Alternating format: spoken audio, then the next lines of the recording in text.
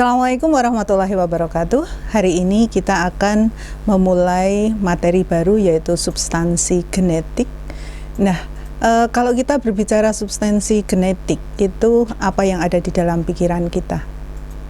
Ya, jadi substansi genetik itu sama halnya kita menjawab suatu pertanyaan, sebenarnya yang membawa sifat menurun itu apa sih? Itu, ya.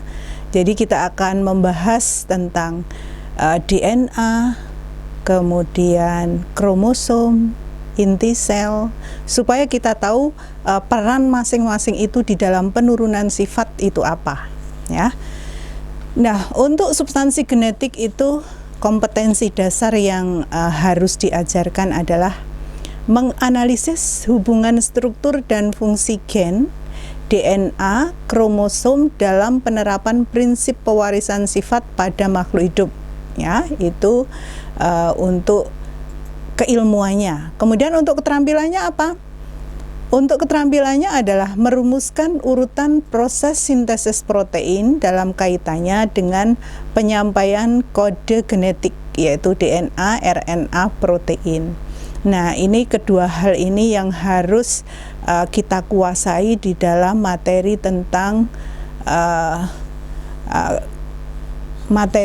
substansi genetik.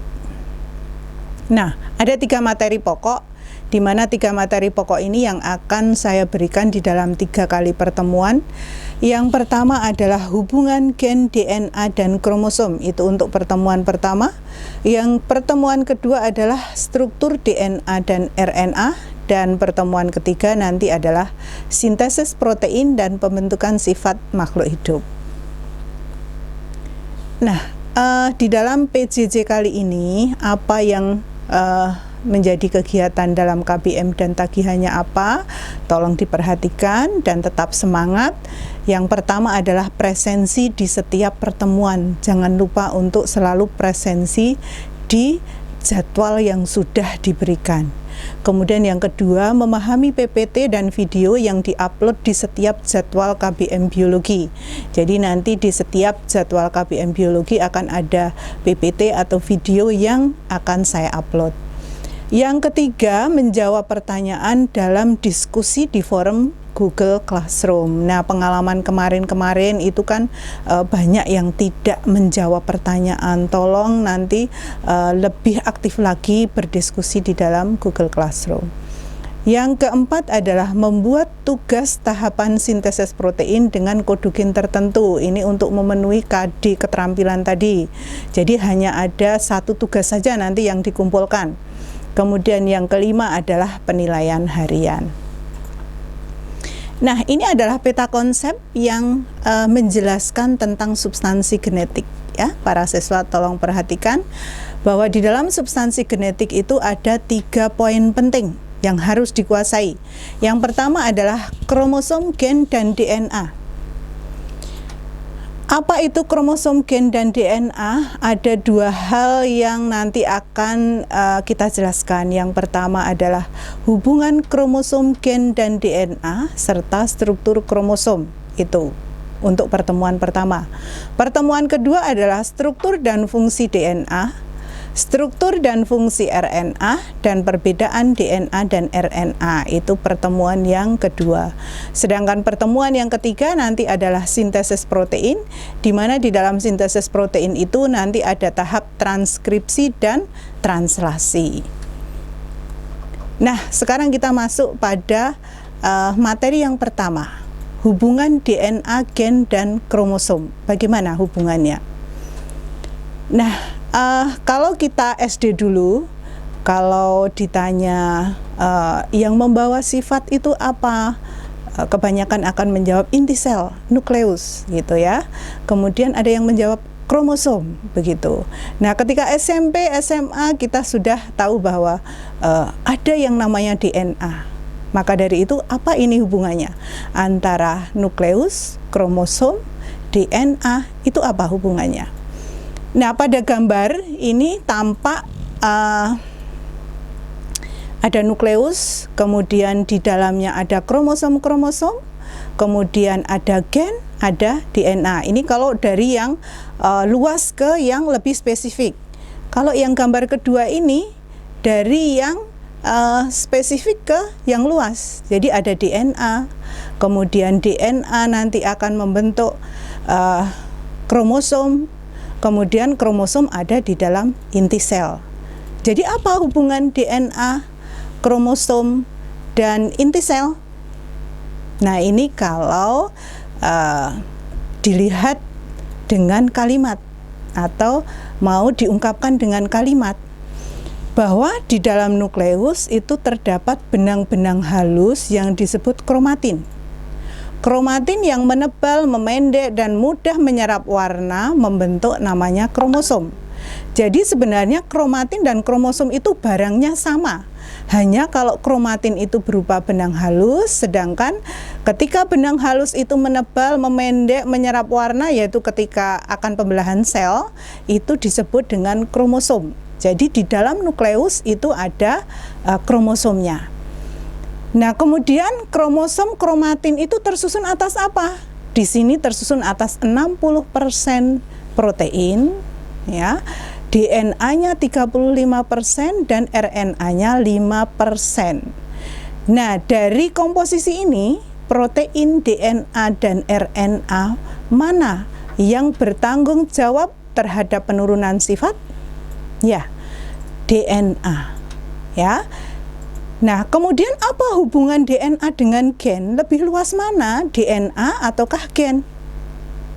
Nah, kalau menurut Mendel, gen itu adalah pembawa sifat yang terdapat dalam lokus kromosom. Kemudian ada pendapat lain bahwa gen merupakan segmen DNA yang terdapat dalam kromosom. Nah, pada kalimat terakhir ini dapat kita lihat ternyata DNA dengan gen itu lebih luas DNA, karena gen itu hanya potongan tertentu dari DNA.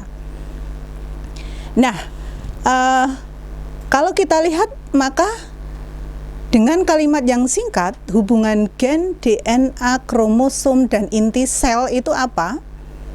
Hubungannya adalah di dalam inti sel ada kromosom. Di dalam kromosom ada DNA. Potongan tertentu dari DNA adalah gen. Sehingga kalau kita urutkan dari yang luas ke yang sempit adalah urutannya nukleus, kromosom, DNA, dan gen. Atau kalau dari sempit ke luas, gen, DNA, kromosom, dan inti sel. Jadi kesemuanya itulah yang bertanggung jawab terhadap penurunan sifat. Ya, sehingga ulangi lagi, kalau ada pertanyaan apa hubungan gen, DNA, dan kromosom, silahkan buat dengan kalimat sendiri ya. Nah, sekarang kita mencoba untuk melihat struktur kromosom. Struktur kromosom itu seperti apa? Ini gambarnya.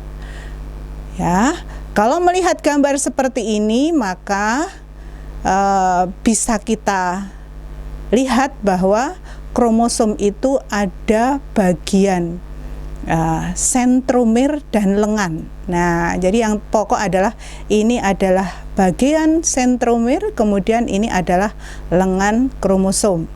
Di lengan kromosom ada apa? Ada satelit, ada benang kromonema, ada lokus, ada kromomil, kemudian ada matriks. Nah, seringkali pertanyaannya adalah bagian dari kromosom ini manakah yang ada DNA-nya? Ya, mana yang ada DNA-nya?